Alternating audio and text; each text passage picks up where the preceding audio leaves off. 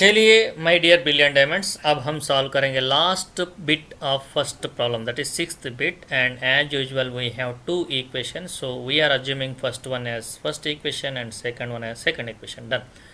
Now our next duty is to be little bit more simplification purpose. For our comfort purpose, let us multiply this first equation and of course second equation also with 6 on both sides, means left side and right side. So when you multiply this first equation with 6 on left and right side, you will finally get 9x minus 10y is equals to minus 12. Similarly, when you multiply this second equation to left and right side, you will get 2x plus 3y is equals to 13. So why we have multiplied, it is just for our comfort and simplification purpose only, okay, because these are little bit critical, whereas this multiplication, after multiplication we got little bit simple equation. That's it. Now let us take these two equation forward. Okay, so what we are going to take, let us take this 9x minus 10y is equals to minus 12.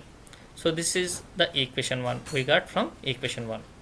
Now if you take that equation 1, 9x minus 10y is equals to minus 12, from that when you transpose this 10y towards right side and then again 9 towards right side, you will get x is equals to 10y minus 12 by 9. Now this is what we got x value from equation 1.